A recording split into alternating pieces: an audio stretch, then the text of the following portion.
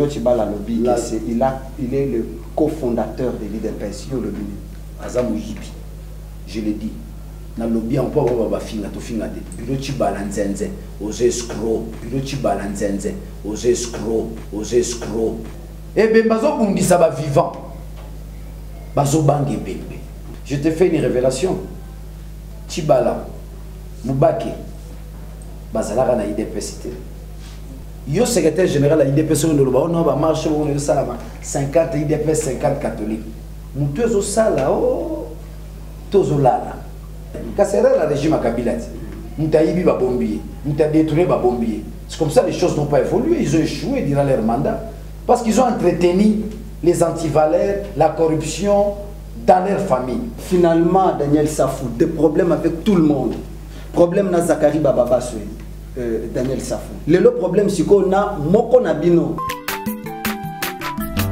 Azamwana motote po akosangai abongwani pete po awangana Nzambe ya le Nazarien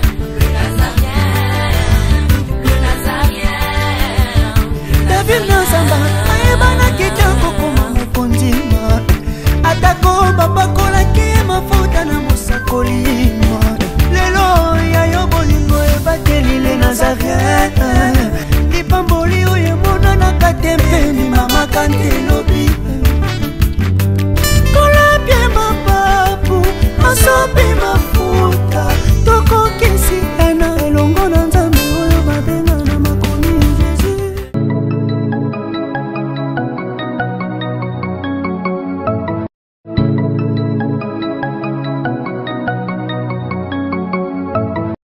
Lisolo ya malonga pe ya kitoko eye mama e agence Casa Peneur Fret eye pona bino bato nyonso bozali na mboka ya France bato nyonso bozali na mboka ya Allemagne bolingi bo beta masolo na bato ya Angola bolingi bo tinda biloko ekoma na Angola na tango elongo bani pe na mobimba na yango ezali kaka agence Casa Peneur Fret tinda mbongo na yo tope tindela bandeko mbongo na biloko na Angola na agence Peneur Fret ezaka kapona bato bazwami na France tope na Allemagne nde bakoki kotinda na Casa Peneur Fret po biloko na bango ekoma mobimba na Angola yoka lisolo pour tout contact appelez. Bienvenue à tous na Casa Peneur Fret. No comment.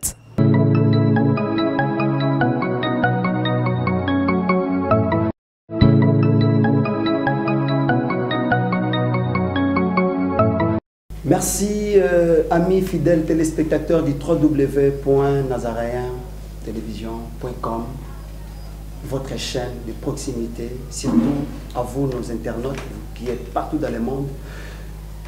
Qui sera témoin de l'autre? C'est la question qui se pose aujourd'hui sur ce plateau. Je ne suis pas seul. Aussi longtemps que nous sommes Congolais, nous parlerons de notre pays. Ce nouveau numéro de Masolo et Mboka, nous allons vraiment parler, nous allons contextualiser les choses, entrer vraiment dans le fin fond pour comprendre qu'est-ce qui se passe. Congo Mboka Nangai, Congo Mboka Nabiso, Mboka Etonda Bozui, Etonda Nkita, Etonda Bomengo, un pays qui est bâti sur les valeurs.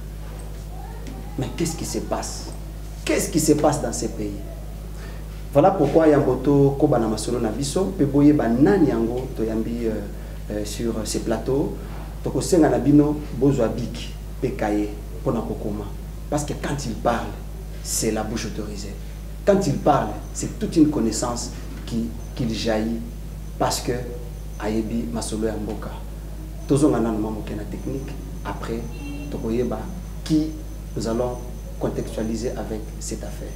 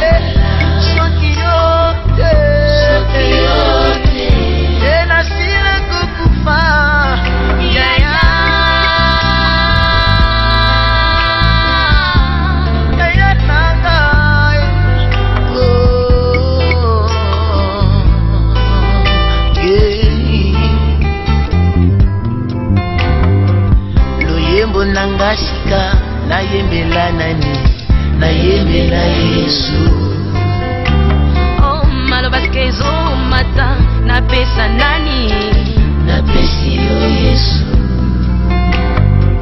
Esengo nanga euti na nani euti na Yesu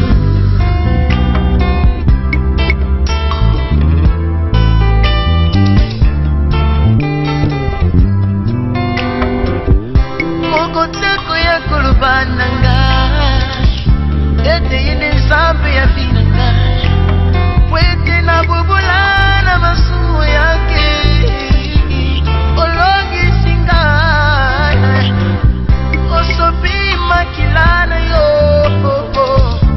Ulangana pika Yango soki yote Soki yote Ela sina wananga Soki yote Soki yote Ela sina kukufa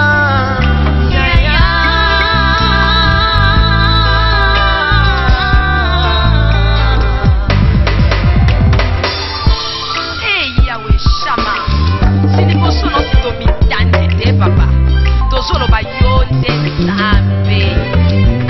Yesu ne zambe, zambe. Kumbona zambe, Yesu nangai zambe, zambe. Ikolo na se simbami na yo mogoti na mai, zambe. Mogoti na mai.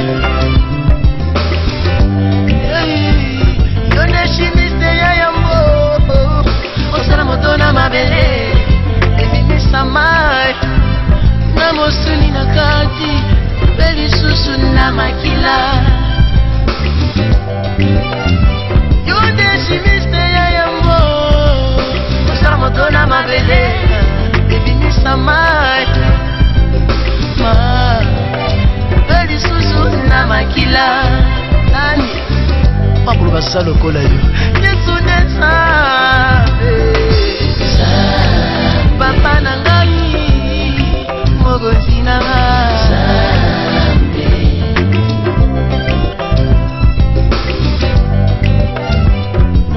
Bakosa baloba baza banzambe Kino lelo basale lokote Tomone lokote mokili ya tata nangai. Sebazobika, Yesu nde nzambe. Komona Yesu zambe nzambe. Oh shama, maboko ezozanga eloko kopese me monoko ezangi te nazolo bango na kati ya motema na Yesu azalaka mpona komona makambo osalela ngai yawe soki ata totuni bandoki totuni bamagicien osalaka mosala wana bakowanganaki basalaka yango seke bango bayebi te mosala basalaki eza mabe me Yesu nga naza na tia na ngonga kowangana te nalobi yango na mokongo makasi ozali nzambe amen.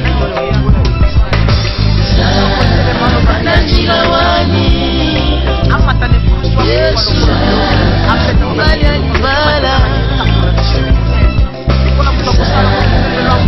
ina moto siya babebe mama ya bana bana ditike ina moto papa na ngai papa na ngai oh Yesu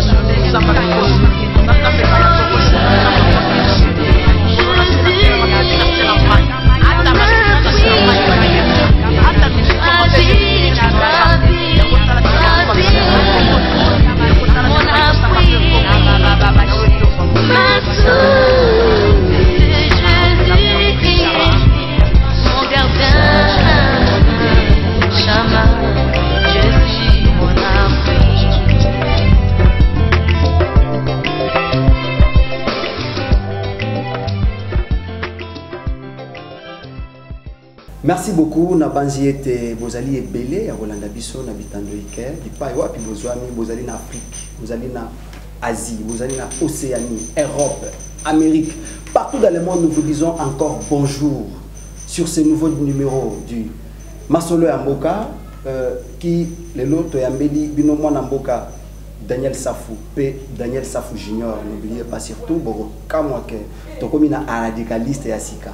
Félix Chilombo. Félix Chilombo. Babenge Félix Chilombo, Tokoye Bango P. Awa. Topé Simbote na évité na benga e pasteur, docteur, évangéliste tonani bilomoko bokoyeba mwana mboka Daniel Safou. Bonjour. Bonjour. Daniel Safou, le lot monde na kanda, qu'est-ce qui ne va pas? Les pays ne marchent pas.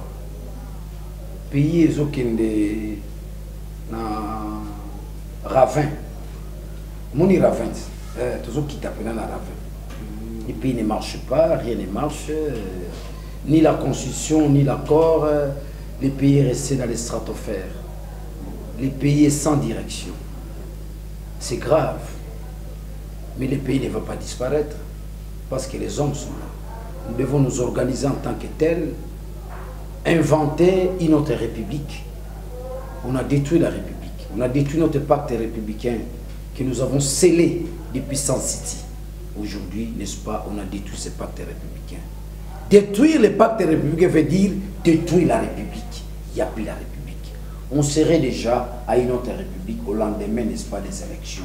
Des élections prévues par la Constitution.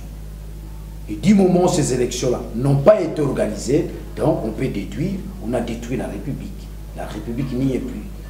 Il nous faut une autre République. Et qui crée la République, qui invente la République, ce sont les citoyens. Donc j'en appelle à tous les citoyens, nous puissions nous mettre ensemble, inventer une autre République, où régnera la justice, où régnera la paix, où régnera la démocratie, où régnera l'alternance, où régnera la beauté même, n'est-ce pas, de l'environnement, où régnera la justice distributive, où régnera la bonne gouvernance, où régnera, n'est-ce pas, le grand Congo en tant que tel, parce qu'il faut se le dire, le Congo refuse de jouer son leadership au niveau de l'Afrique. Je dis bien refuse. Parce que le Congo est appelé à jouer son rôle de leadership de l'Afrique. Alandara Léon Désiré Kabila, quand il dit « devons reconstruire le Congo », non, ça c'est une erreur. Je corrige ces régimes. Le Congo n'est pas un pays à reconstruire, c'est un pays à construire. Dans la mesure où on n'a jamais construit l'homme congolais. Lorsque le régime de Kabila reconnaît la reconstruction, ça veut dire qu'il reconnaît la construction de l'homme. Or, même les Belges n'ont pas construit l'homme congolais. Vous comprenez? Rappelez-vous de la discrimination salariale. Rappelez-vous, n'est-ce pas, des études que les Congolais... La plupart, il n'y a eu que des études coloniales. Il n'y a pas eu des études devant engager le Congo dans sa destinée. Il n'y en avait pas. On a réduit le Congolais à la main d'œuvre. Vous comprenez? Et quand vous prenez ces étapes historiques, en partant de 60, vous débouchez, n'est-ce pas, après l'indépendance des années 70, 80, Mobutu dira objectif 80, rien n'a été fait. Donc l'homme congolais n'a jamais été construit. Alors ce pays, c'est un pays à construire, non à reconstruire. On a la peur. Nous avons perdu les réflexes, n'est-ce pas, revendicatifs. Nous avons perdu le goût de revendiquer nos droits, n'est-ce pas, qui sont d'ailleurs des droits fondamentaux du pays. Donc moi je pense que ce pays, nous devons recommencer les choses, notamment au niveau de la construction. La vraie et la meilleure construction, c'est l'homme congolais. Vous devez les construire à travers les études, à travers la formation, à travers un salaire adéquat. Vous devez les construire à travers un environnement sain. Vous devez les construire à travers ce qu'ils consomment. Les Congolais ne consomment pas de bonnes choses. À part Pondu Nandakala. Hein? Autres ce sont des choses futiles qu'on nous amène, des choses de seconde main. Vous comprenez? Donc les Congolais aujourd'hui, c'est ce peuple-là, les rejetés de l'humanité. Et quand tu tues ton peuple, c'est le monde qui s'élève contre vous. Un peuple qui revendique de manière pacifique. Et vous réprimez ce peuple par des méthodes violentes, brutales, barbares, dans ce sens-là. Mais c'est donc, c'est pour dire que ce pays, ça nécessite de l'intelligence, de l'amour, de la passion. Moi, le Congo, c'est une passion. C'est cette passion-là que je transmets à mes enfants. Si tu poses la question à mon fils, quelle est la prochaine guerre du Congo, il te dira, c'est l'eau et la forêt. Merci beaucoup. J'étais en train de vous dire d'entrée de jeu que avant de suivre cet homme, moi je le dirais au superlatif qu'il est fabuleux. Quand il parle, c'est la connaissance qu'il transmet. Prenez vos cahiers et stylos, écrivez au moins ce qui se passe. Mon amboka Daniel Saf. Bien que Zana Kanda, tu n'es pas vraiment comme toujours. Une année après la mort, Yankoum Etienne Tshisekedi wa Mulumba. Quel bilan faites-vous? Le bilan,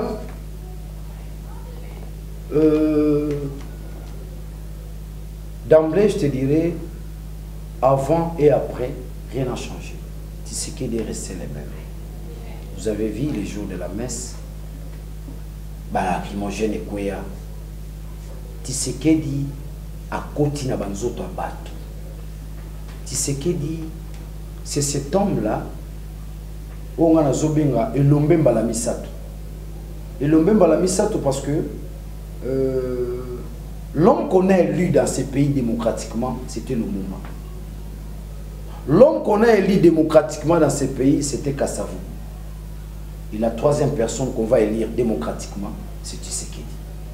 C'est comme ça, on a bien gagné et l'ombemba la misato. Cet homme est resté vivant.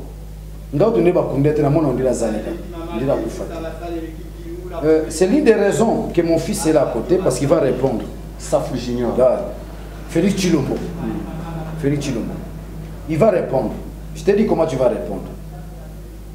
Qui est le père de la démocratie? C'est Tshisekedi. Qui est le visionnaire du Congo? C'est Tshisekedi. Qui est les Congolais élus pendant la conférence nationale souveraine? Encore Tshisekedi. Qui nous a aidé à obtenir le pacte républicain à San City? Tshisekedi. Qui a, n'est-ce pas, demandé à Kabila de payer la facture de la guerre et faire rentrer les Rwandais? Tshisekedi. Qui a, n'est-ce pas, accepté qu'il y ait l'accord global inclusif de Saint-Sylvestre? Tshisekedi. Qui est Mukongo Nzoku? Toujours Tshisekedi. Le Mahatma, Tshisekedi. l'homme fort, Tshisekedi. père de la démocratie, Tshisekedi. Wamulumba, Tshisekedi. il est le tout. Il est le tout, Tshisekedi. Qui a éveillé les Congolais? Tshisekedi. Qui a convoqué Jeval? Tshisekedi. Qui a favorisé les rassemblements? Tshisekedi. Qui a fabriqué Tchibala? Tshisekedi. Finalement, on doit continuer. Tshisekedi, c'est le tout. C'est le tout. Qui est le premier docteur en droit? Tshisekedi. Qui a neutralisé Mobutu? Tshisekedi. Qui a anéanti Mobutu? Tshisekedi. Qui a anéanti Joseph Kabila? Tshisekedi. Qui est le président élu en 2011? Tshisekedi. Qui est le père de la démocratie? Tshisekedi. Wamulumba. Qui est le Mahatma d'Afrique? Tshisekedi. Plus dangereux que Mandela. Tshisekedi. Voilà une année de Tshisekedi. Ces enfants savent déjà qui est Tshisekedi. Il y a un Félix Chilombo. Daniel Safou Bozo, Nyokola Molimo Tshisekedi pas Nzambe Bipa Pefandite. Non, nous sommes au Nyokola Molimo Tshisekedi Bipa Pefandite. Batunde Bazobanga. Ça veut dire que Ebembe, ils ont ça la politique. Ebembe, ils ont ça la politique. Ebembe, ils ont dit ça va vivant. Bazobanga Ebembe. Ça veut dire quoi? Avant et après, il est resté le même. Il continue son combat tout en étant cadavre. Mandela Salam. Mandela Salam. Mandela Mandela. Mandela fait recours à la violence. Mandela n'a pas obtenu, n'est-ce pas, gain de cause par des voies pacifiques. Non. Ils ont fait recours à la violence. Mais Tshisekedi n'aura jamais recours à la violence. Il a combattu ses adversaires avec la bouche, le langage, avec les comportements, avec la vision. Je te fais une révélation. Tchibala, Moubake, Bazalaka na IDPCT, Bagi ba membre de la société civile, qui nous retient là-bas document conférence souveraine. Aujourd'hui, il veut s'accaparer de Tshisekedi. C'est une bonne chose. Tshisekedi n'appartient pas seulement à Daniel Saf. il appartient en Afrique. C'est qu'il a tant ici démocratie, il leur a appris la démocratie. Tout ce que Tshisekedi a fait, vous trouverez cela dans sa thèse de doctorat. Il n'a fait qu'appliquer sa thèse de doctorat comme étant le premier docteur en droit. La vraie raison,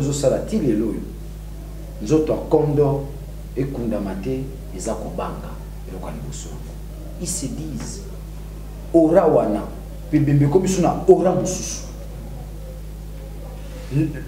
Et Bemba Tshisekedi et provoquer ce que moi j'appelle la fragmentation métaphysique. Tshisekedi va combien belé. Oh Tshisekedi. Tshisekedi. Il n'a que 12 ans, il connaît Tshisekedi. Yo va répondre. Qui est le père de la démocratie? Tshisekedi. Le président il y a 2011. Tshisekedi. Le visionnaire du Congo. Tshisekedi. Mukongo Nzoku. Tshisekedi. B50. Tshisekedi. Qui a contredit la Belgique? Tshisekedi. Qui a contredit Louis Michel? Tshisekedi. Qui a dit à Jean-Pierre Bemba dans les post-élections? Tshisekedi. C'est Tshisekedi. C'est-à-dire quoi? Une fois, on ramène les dépouilles de Tshisekedi ici, nous voulons bien. Nous sommes catholiques, mais il dépêche ses alliés. Intact. Il dépêche dans la bouchette. Sima Mosengo. Non, Sima Mosengo, c'est trop dire. Ce sont les citoyens basés Sima Mosengo. Et l'IDPS, non? Mais où est le mal? L'IDPS, ça Sima. L'IDPS, ça retire dans la Messi. L'IDPS, ça rali Bosso. Tant que l'IDPS dans Sima Mosengo, ça dit tu réduis même la pensée de Tshisekedi. L'IDPS, ça dit Kolomakasi. Ah, c'est quoi comme Misato? Oh, IDPS, c'est le bel. Ils ont IDPS sur la Te, on va IDPS Misato d'abord, ils ont mauvais espoir. Bruno Tibala Lobby, il est le cofondateur de l'IDPS. Azam Yibi, je l'ai dit. Dans le lobby, on peut avoir finga to finga de. Bruno Tibala Nzenze, aux escrocs, Azaf cofondateur de l'IDPS.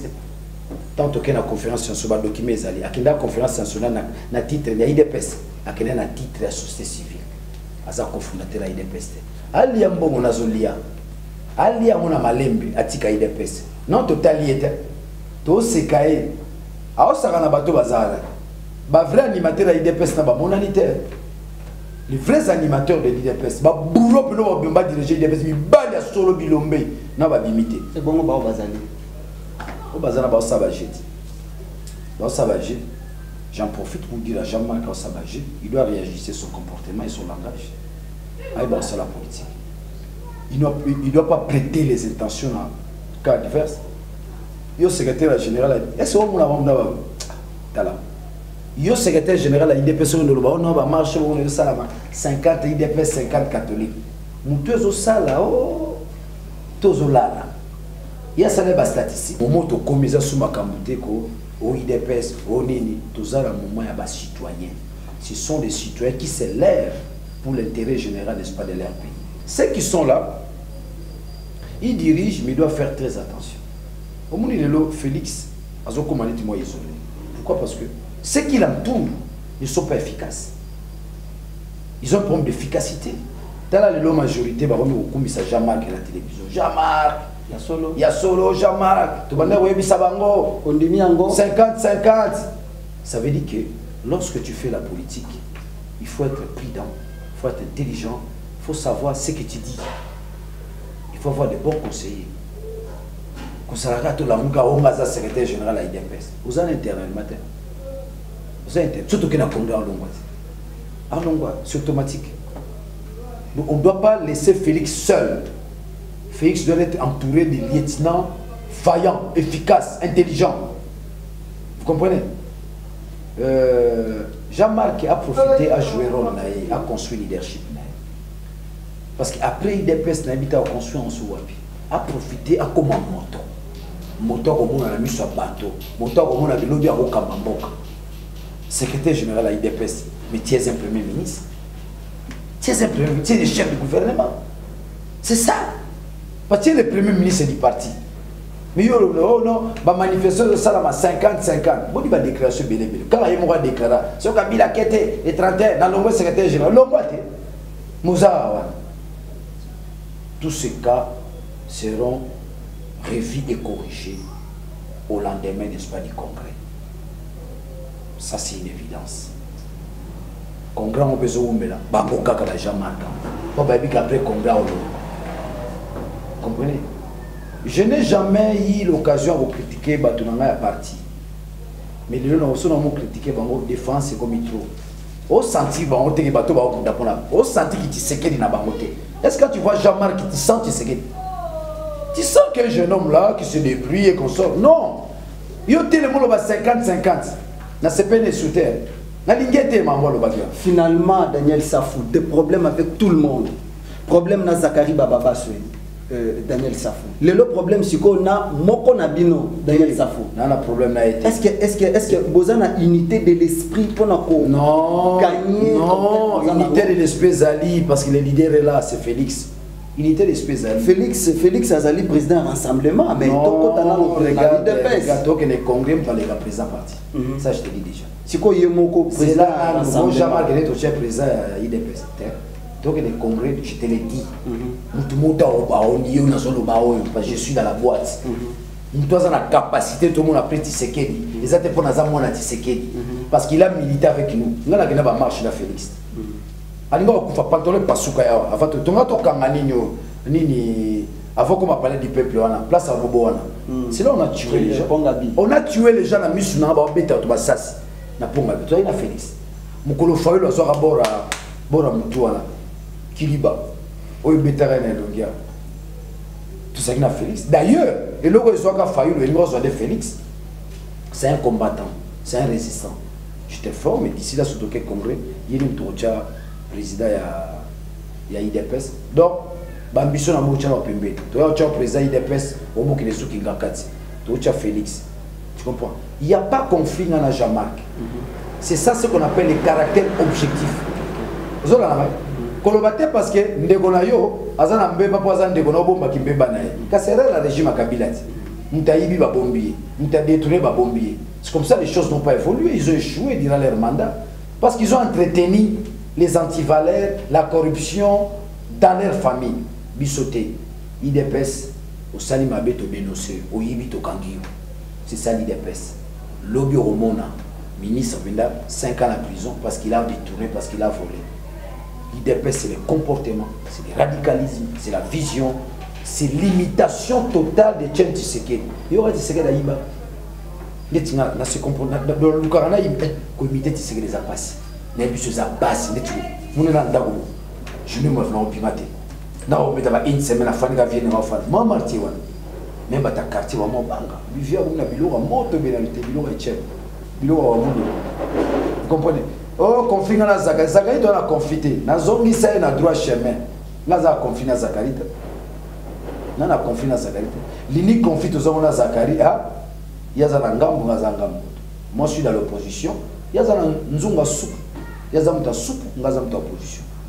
Nathalie Sapega Mukilike yete pour avoir mis challenge ah nini na nionga elo rabuke te guruma pe mesila na zelarae ako bougeté Daniel Safo banga nzoko minene te Daniel nani nzoko minene nani nzoko nzoko minene yo moko c'était comment Zakari yo moko yeba mais nga soto kena élection na Zakari na gagner l'élection nga ligi Zakari na popularité na Kisasa ana bandana na ligi Zakari na kitambo akomisa ka soit disant na kitambo na ligi na popularité ah vous comprenez la Zakari eh balance ça boiti ala na se ngaza likolo on mvuluzi vous comprenez la Zakari ngaza mvuluzi mvuluzi ya bandombe nazo bunda bitumba Zakari sa bunda bitumba ya même mamio na biloko balakini ba polémique on a mambamba ona en fait je n'ai pas un problème avec lui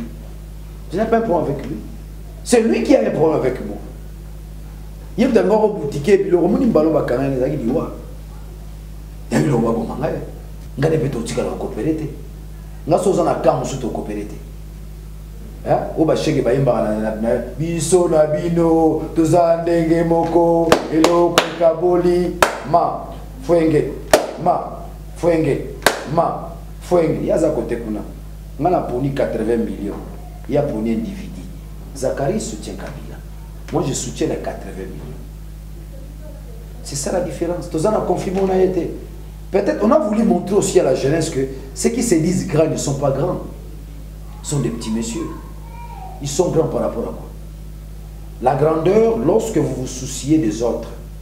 La grandeur, c'est lorsque vous cherchez la promotion, n'est-ce pas, de la communauté.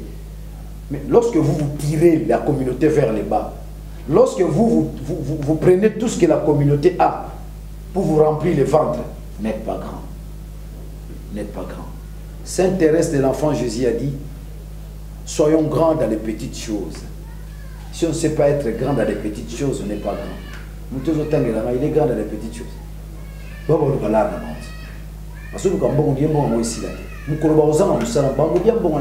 C'est pas les combats, moi je mène là, Zakari n'a pas de niveau dans ces combats-là. Est-ce que va se préoccuper dans Zakari? Moi, ma cible c'est Kabila. Donc, tu vois la loi Bakajika, la terre et le sous-sol appartiennent à l'État. C'est un député, non? Bakajika. Député de Salamo, loi, la loi Bakajika. La terre et le sous-sol appartiennent à l'État. Et puis ça la loi Zakarizani. Balakini, loi na yawana. Donc tu fais 5 ans. Keba biso dans le parlement, on ramène la loi Daniel Saf. Vous avez compris? Loi Daniel Saf. Parce que c'est la loi Nini. Qui va voir l'antichrist ailleurs. Merci beaucoup, ami. Donc c'est pour dire que, franchement, je te dirais, je n'ai pas de problème avec Zakari Bababaswe. Il n'a pas le poids. Il y a un combat, il y a un combat à Congo.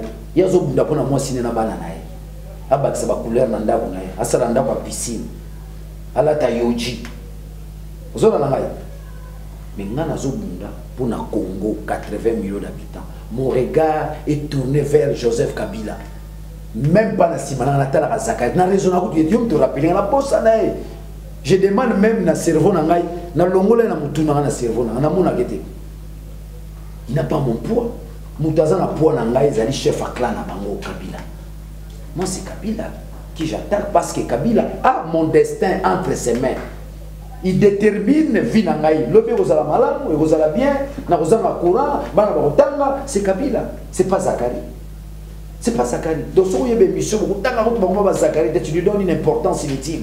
Il n'en a pas cette importance-là chez moi. Moi, l'élément monteur, ma cible n'a pas bien monté, c'est Kabila. Donc aujourd'hui, Daniel Safou s'oppose à Kabila. Donc, Aubin, Zakari, Mende, Banani, pour moi, sont des mini-frétins. Bandakalo, Watambola, Ngomba, Bandakala, Mike. Ngazotala, les gros poissons, c'est le président. Je m'oppose à Kabila. Je suis opposant de Kabila. Je ne suis pas opposant de Zakari. Je ne suis pas opposant de tous ces gens-là. Parce que Kabila peut se réveiller bon matin à Kandi Zakari. Parce qu'au fin de la on a Zakari fin de Kabila. Tu comprends? Biso fin de je dis des vérités. Bango solo bi vérité au fin. Mais bango ba Zakari ba finga ye. Zakari a finga Kabila. Ga finga Kabila. Si ko ezalelo ba sala ba parola ngo bato. O afinga ka président. Afinga ka président. Ba kalinga défendre loko wana. Betama kachona matadi outrage au chef de l'État a finga président. Soko landi na finga place montage. Aux yeux mi balé au bango ba Zakari.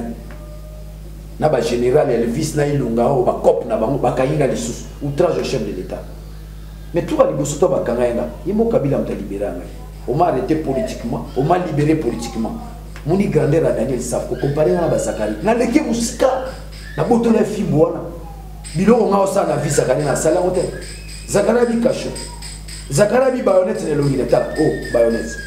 Ouah, makila yango. Moi cité, naïveté, mais les combats.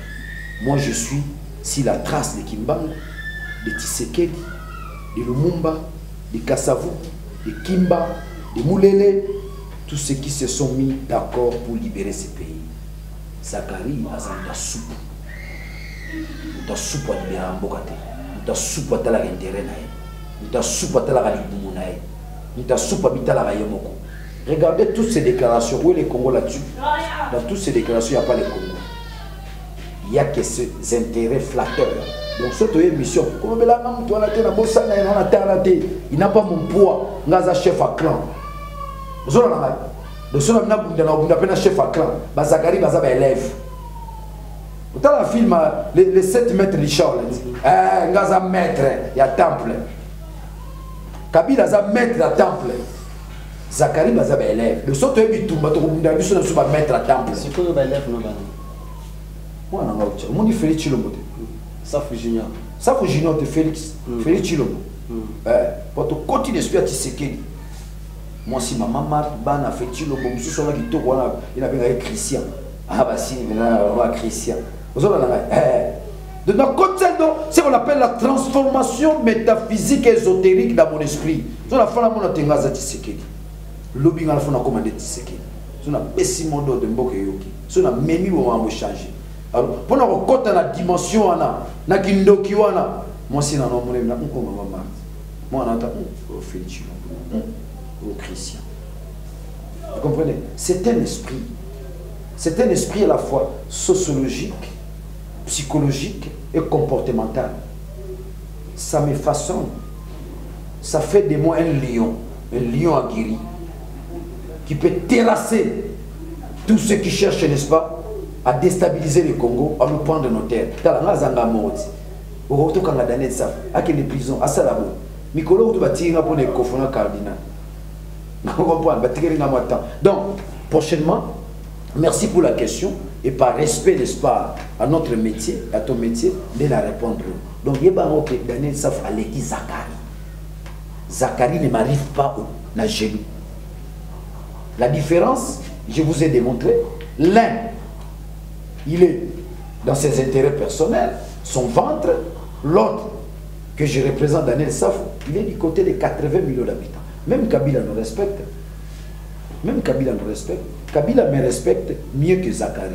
Kabila a dit que celui-ci me combat, il est dans la vérité. Mais oh, il y a un pour nous on a un poste. Kabila nous respecte. Il nous respecte parce que nous sommes des résistants. Il ne nous respecte pas parce que nous chantons pour lui. Nous connaissons la Kabila.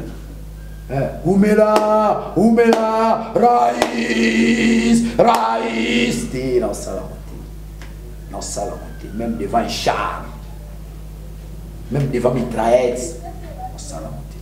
Parce que j'ai ma conviction, j'ai mon idéal. J'ai ma vocation de changer les Congo. Les soucis de changer les Congo. Les soucis, n'est-ce pas, de se livrer à l'Holocauste. Daniel Safou, c'était ça ma question. Je voulais savoir le 19 décembre passé, il y a eu encore le 31 décembre, il s'est posé encore un problème le 21 janvier. Daniel Safou, Koufi, ça vous êtes sûr? Vous savez qu'il y a eu des morts, Congolais, oui, ils sont morts. Mais Daniel Safou, Bilomoro, tout le monde qui binoté la marche. Et en plus de cela, aucun commentaire là-dessus. Daniel Safou, ça n'a pas cité qu'il y a eu des morts, Congolais, Koufi. Bon, je te donne d'abord l'information. Je t'invite le vendredi, lobby, toi la messe à Notre-Dame, pour la mort les 31 à les 21, des meilleures messes. Après messe, vous aurez un programme pour la prochaine marche. Dans la Saint-Joseph, dans la côte de l'église, on a pas de courage. Voilà les 21, les 31. Les 31, tout le monde a dit ça, la côte de l'église, quand on met ces mots. Quand je suis entré, j'ai crié. Tomboli Maboko. Bravo la paix! Aujourd'hui, on doit marcher, libérons le pays. Dans cette église. Daniel Saf, maman légionnaire, j'ai motivé les gens. Quand on est bimi, l'image des élèves de Méliézé, nous sommes tous avec des doigts, puis on a sango, vous avez compris? Puis on a sango, bimi lacrymogène, il y a lacrymogène à rouge, il y a jaune, il y a bleu, il y a jaunâtre, tout le monde a insulté. Mais il y a un esprit, il y a un sango. Il y a un sango. Na Jakinda. Surtout ni Jakinda la mona ma. Parce que Safou Keba, c'est un grand chef coutumier. La femme, où elle a eu balle à Saint-Joseph, il était à côté de moi. À côté de moi. Où il y a Boukani l'école, à côté de moi. Mais biso tous a battu oyo, tous a habitué à ma campagne. Et puis dans la double esprit. Tshisekedi na kati, Kimbangu na kati. Donc là, sur les autres bêtes, Keba, Robo, ma progéniture, non, mon bimba. Vous avez solo, on va biser bien. Donc, les 31, j'étais sur le terrain, on a changé côté. Le 31, on a dit à Saint-Joseph, le 21, on a quitté na Yolo, tout n'a pas na Yolo. Donc on a évolué aussi. À Saint-Gabriel, il y a eu des morts. La mission, on a dit na Yolo. Tout n'a pas na Yolo, tout n'a Saint-Gabriel. Vous étiez là. Bah mort aux autres, bah mort non, Daniel est là. Zola Mouta, Mouta. Il tout ça, il est libre et katane na nonande. Marche à la chrétien. Grand résistant, Mouta, tout ça, il est. Mouta. Alors tout n'a pas de marche. Tout ça, il est. Donc, aujourd'hui, tout ça, il est soutenu. Tommy Bonzi, pour n'importe quoi. Ce qui manquait hier, les Congolais, c'est quoi? Bateau, va conduire, ma va koufa pour n'importe quoi.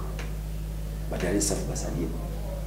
Tout il y a un moni bangwanda na mona on escroc na bato to balo batika ko la poto ba on va se la biso to sali ba action après ba on commenter aux na poto zo commenter ngai kingandi onane a tonto récupérer Congo Tianero. Oui, je reconnais l'apport.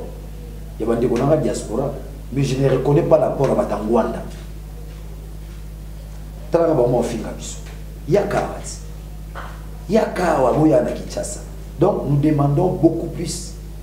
Il y a respect, nous demandons beaucoup plus leur soutien matériel, mais qu'on finga biso, qu'on tali sa souki de dirigeant, non on a dirigeant.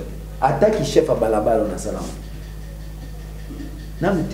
Là où moi j'ai dirigé, nazala na activité à IDPS, na kati ya combina na collé. So qui nous bala matete. Voilà ya pouza jeté. Mais dire que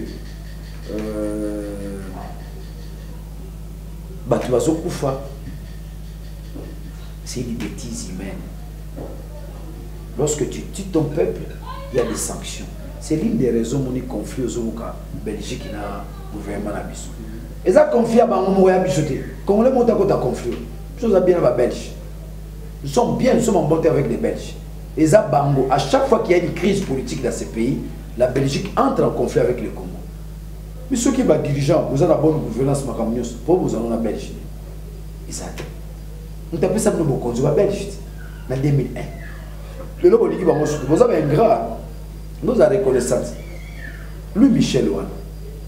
Il est Louis Michel Ouana, il est appelé ça dans le pouvoir. Mais dans le matin, à Tshisekedi, à Ken Flair, Tshisekedi président élu en 2011. Ah, Louis Michel. Italie, on va dire au tout bellité. Donc c'est pour dire que les actions où nous constatons les pertes de vie à vie humaine, c'est ce qui arrive. On ne fait pas les omelettes sans casser les œufs. C'est ce qui arrive. Batouana bazo kufa, baza bilombe, baza ba héros na biso, baza ba martyr na biso. Batouana bazo kufa. Baza na lokumu wa makasi baza baeba oui puis bakomi balobeli na biso pambate bamati likolo po bakufi po na mboka bakufi po na bana na bango te bakufi po na basi na bango te bakufi po na mibali na bango te bakufi po te bayoki pasi ya motema bayoki lolaka ya kobunda po na mboka upu bazwa lokumu tolemba te tobanga te soki bakoboma bato mpona kokotisa biso kobanga. Les prochaines actions que l'église coordination ya balaïque bazo projeter, parce que nous soutenons, n'est-ce pas, les laïcs catholiques, nous tous, même les politiques, même l'IDPS soutient les laïcs catholiques. Nous pensons que la troisième sortie sera une sortie grandiloquente. Nous pensons que la troisième sortie va nous amener vers l'eschatologie du grand soir, la grande révolution, telle que Karl Marx l'a définie.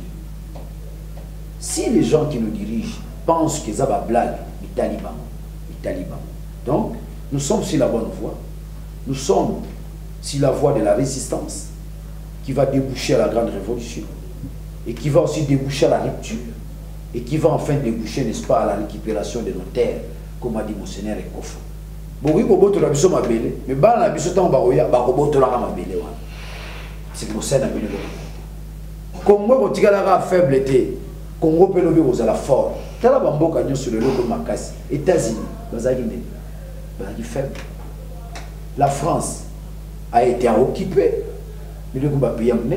La Belgique, on est allé chercher un Allemand à Komarwa Nabango, Léopold D. Vous comprenez? Donc je dis, Congo demain aussi, c'est un pays beaucoup puissant. Les pays qui sont les Karananzila, qui ont des problèmes, des humiliations. Et comme la Bible dit, les degrés d'humiliation, c'est les degrés de ta gloire. On ne va pas au Daniel, ça vous prison. Ils sont humiliés. Il y a un peu de dégâts pour eux. Tant que humilié, c'est que ba bete kacha impère na sima mabe ba relégué na mboka mabe, mais les lots qui a la gloire comme lui. Degré d'humiliation, c'est aussi les degrés de ta gloire. Degré d'humiliation, parce que ça la Congo, il y a encore plus de la degré de gloire et à Congo lobby. Mais nous devons passer par une seule chose, le renouvellement, n'est-ce pas, de l'intelligence. C'est ça le secret. Nous devons renouveler notre intelligence. Tobi Manabiloko, Zakari, Batundu, Banini. Comme comme un sens, il y a bon moto. Sans ça, bon moto, l'amour de la patrie. Sans ça, bon moto, s'impliquer pour la vente communautaire. Il y a des palais, il y a cara danger, il y a bayoji. Le monde aujourd'hui, c'est la communauté. Ce que j'appelle la communocratie. Pas la ménocratie. La communocratie. La communocratie. Ça vient du mot communauté. Quand tu n'es pas dans la communocratie, hein, tu es dans l'individualité. Ce n'est pas l'individualité qui construit le pays, c'est la communauté qui construit le pays. Tout le temps où on a l'équipe Zacharie, Zacharie a une individualité, on a une communocratie. Alors, quand on a une individualité, quand il y a une communocratie, ça passe. Ça, mais c'est comme la soupe. Pas assez à jeter. Donc, il ne faut pas me comparer avec ces gens-là. Ces gens-là, c'est le plan spirituel, dans le niveau esprit. On a bien un Kakika Kongo, Bazabana. On a un Kakika Kongo, on a un on a finalement, Daniel Savon, aux âmes chrétiens, aux âmes, finalement. Dans les chrétiens, n'est papa na maman babotinga. Na moi na Saint Alphonse. Dans les chrétiens. Merci beaucoup, Daniel Savon. Il a beaucoup na sali ba recherche. Dans le so Kakika Kongo. Je découvre ce qu'on appelle les Olam. Les Olam, ils ont vivant avant Jésus-Christ, mais ils étaient des noirs, aux cheveux crépus. Ce sont eux qui ont dirigé l'Égypte. Les premiers pharaons ne sont pas des blancs. Ce sont des noirs, de Toutankhamon. Ce sont des noirs. Vous comprenez? Donc, ce qu'on a la recherche, Mbuta,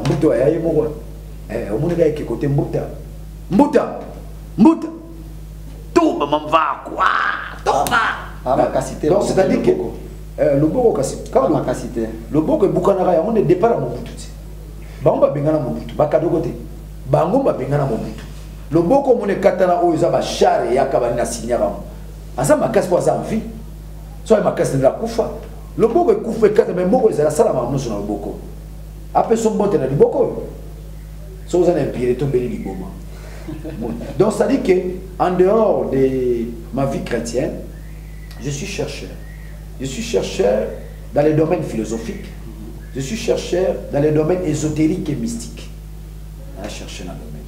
Koyeba, Roscoe fonctionnant, franc-maçonnerie fonctionnant, au finish, montrer aux jeunes, Tébilo, on les a binotés. Ils ont bindélé. Il y a biso baïndo ezali. Il y a biso baïndo, maître na biso zakimbango. Il y a des enseignements appropriés. Bilo on a un rôle biso limbo qui changé. Hein? Loko oyo bana biso bakotanga bakoyeba. Oui que le monde ba comme livre. L'intellectuel congolais a bien honte. Congo terre d'avenir est-il menacé? Bazo fêter le Mumba naza na livre. Bana biso la classe baza na honte. Dani, oui. Tu sais que le Mumba écrit? Tu sais? Moi na. Oui, c'est qui? Tu n'as pas le tambola soirée. Tu n'as pas pita ma soeur livre le Mumba ko. Tu n'as pas. Que nous salente, tu n'as Claude Machal. Livre le Mumba comme les livres. La paix sur titre Congo terre d'avenir est-il menacé? Il faut d'accord ma zone à Tchao na pancarte Congo terre d'avenir. Faut pas foutre la famille le Mumba. Ça ida le Mumba. Congo terre d'avenir est-il menacé? Nous qu'à livre Congo terre d'avenir. Congo terre d'avenir est-il menacé? Faut tant à livre, faut tant à le Mumba, faut tant à croire même Krouma. Quand Kwame Nkrumah écrit le conscientisme africain, l'Afrique doit s'unir. Pour autant, la livre là. Vous comprenez? Faut tanga Alphonse Banzouzi. Maman Martiera Alphonse Banzouzi. Ça n'a pas le paragraphe Alphonse Banzouzi. Le kimbangisme. Faut tanga la livre là. Le secret est caché dans les livres. Il y a un moment Mandela. Dans la prison, a recommandé Tshisekedi nous recommandé. Moi, je lis livre à Martin Luther King, la force d'aimer. Le livre. Parce que ça. Merci beaucoup. C'est la parole. On a la technique pendant que la force d'aimer Martin Luther King. C'est ça. La force d'aimer Martin Luther King. C'est autant de livres, on m'exprime ma belle. Martin Luther King a le dit. Les problèmes actuels de la société. Le vrai problème actuel de la société, c'est la capacité de réfléchir. Alors, guerre, alors, marche, le vrai problème dans la société actuelle, n'oublie pas Martin Luther King, c'est un contemporain. Azam d'époque Nabiso. Azam d'époque Nabiso. Du côté où on Frank Dion, ou côté où on Diomi Dongala, ou côté où on Monidé là, ou côté Martin Fayulu, ou côté Jean-Claude Vwemba. Na osoye mikolo nazo bangele mabe kamera na confiance tete ayaga kapoto na bezoga bayaga. Merci beaucoup. Tozo ngana momuke la technique et bongo to kutana mbalasina.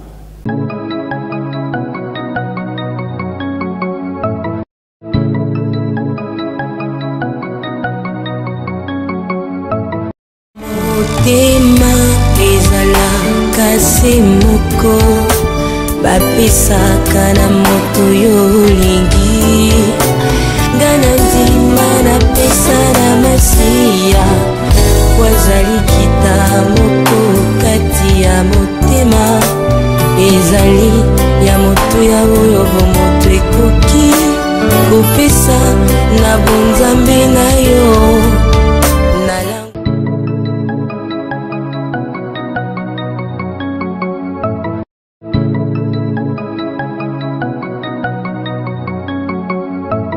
Merci beaucoup, amis fidèles téléspectateurs des www.nazaréentv.com.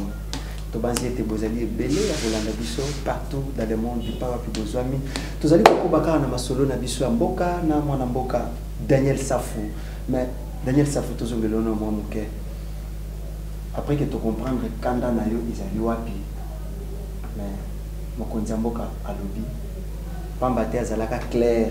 Paix à l'aise dans le discours et là il ne sait pas dessus et là c'est pas dans le discours to lobi si muto a lobarate biso peuple muto lobi si ya lobarate sorti na biso les 31 sorti na biso les 21 to lobi si et là on a CP na on a yango wana ya lobarate to lobi si par rapport ya makila bande on a biso tout le bissier par rapport à Bidombe ou bandimaki ba kababo moina bango pour na Congo tout le bissier loko ali moso la CP na yango et loko on a CP na ngote ezala moko na nyoso lo bien na la ndela ngombe na te qui paie la maté et loko yo mokonza kolobaki c'est ma constitution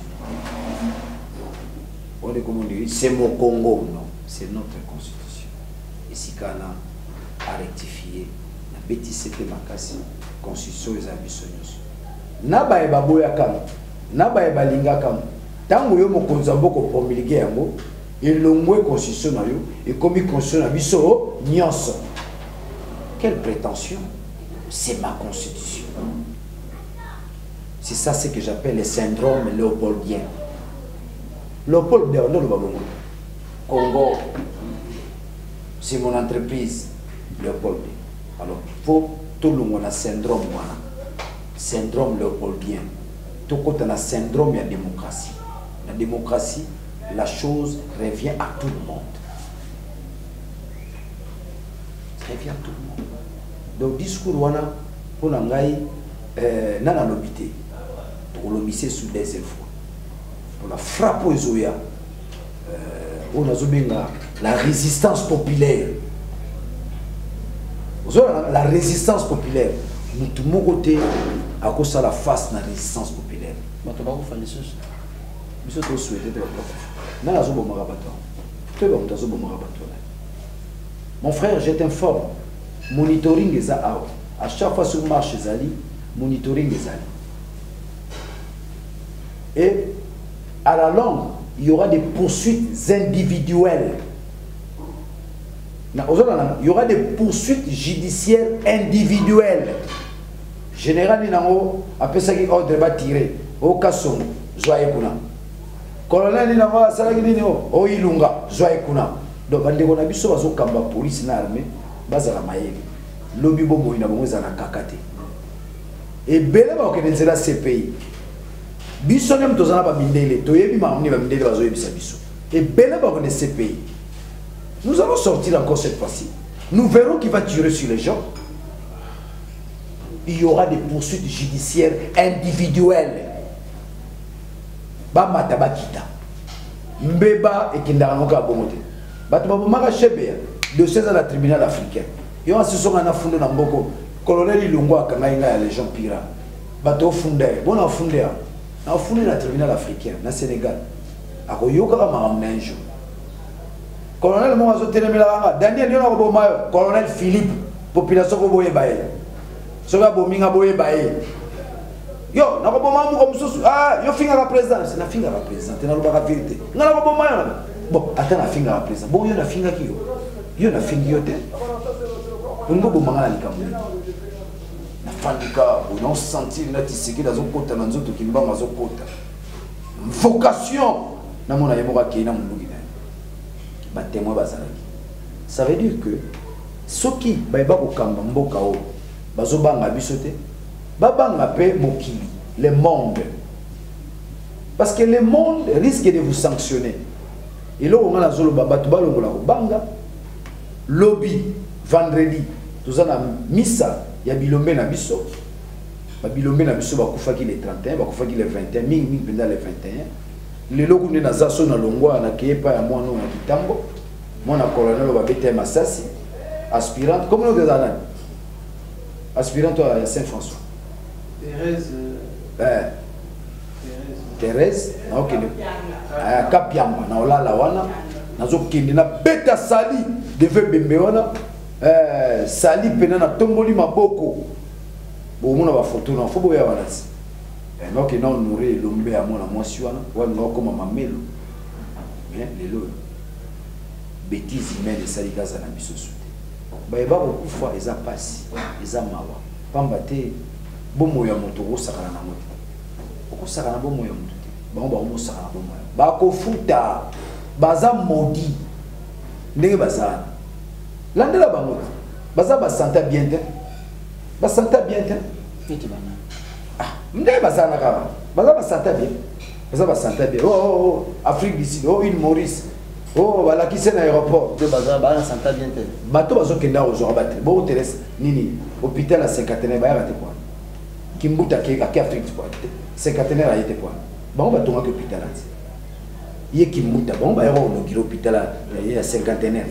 C'est quoi Béli Tongue comme en Afrique d'ici, Tongue comme en île Maurice. Talande babomi mboka. Mboko abino moko, boko kabongo kozwa traitement te. Soko comme la maladie ndambo, OK Afrique d'ici, OK île Maurice. Bongo abino moko mboka, wa hôpital. Maman aime comme hôpital ba nia ona bampu. Lobby vendredi, tous en missa, ya Bilombe, ba Bilombe ba martyr na biso. Batu ba bangati. To continuer ko koba. Ti to ko libérer mboka na biso. Et vous allez le coup ata tozali susute ba yeba ko ya après biso ba lo baté tozala ki Bilombe tozala ki bibali ndaki pona mabele na biso nous sommes battus pour nos terres le ko yangwana le ko mona osukisa mingi bitumbo eza ya ngaite eza ya binote eza ya bisonyos parce que eza ya bisonyos bo chama beaucoup na ba oyo bazui les devant on a su les devant. Suspension ici déjà. Une suspension irrégulière ici là déjà. Si la bande a frappé, on a dit que bêta dans migolo, de nos jours. Pas migolo n'a qu'à ramener le roman. Ce débat là, bandi ko le français na le kuta ki muyibi. Non mais moi na suka les bilans de Kabila kao. Parce qu'on a mis na bilan ko kufiti. Tout ce qui na bilan, ce qui na bilan bon, secteur d'éducation zéro. Il y a santé zéro. secteur ya information menda boma oudouye mo yo kite babi mama menda kufi mais biso tozo dimate ndetinga na zo dimate te fona mona ya ndimaka te boya boyaka boso biso to ndimamba la monde yes na zo ndimana akufeli menga na zo ndimate ya za sceptique mende sceptique atebisi mende tala likambo za bote za bongo te nae mama menda kufi te na ndimite na mona namo yo za pe cop na e la rebima na gouvernement mais mère na kufi na ete tala moni yango balobia oyo osala yango obuka siko biso tozo ndima na biso te ke mama kufi wala mama na biso te tozo ndima te pona nini mwana na ya buka ka lokuta akokosa ne pe biso ya l'Afrique compatria au Togolais compatria au Gabonais compatria au Congolais na face oyebelo mo tozo beta tozo s'inspirer na Congo Brazzaville ko katate ba moire ngwabi po bazwa pouvoir basala na bona histoire no bete na yo 3 journées glorieuses na samba de bakoya 3 journées ba Congolais ngamba bimata ba révolutionnaire ba marxiste Congo ibalega mte kaboli biso ba bima 3 jours marche na marche 3e jour ma samba de bakoya marengo bien sur pouvoir marengo abi oui ba président marengo abi mais babeta rabino Daniel Safou merci beaucoup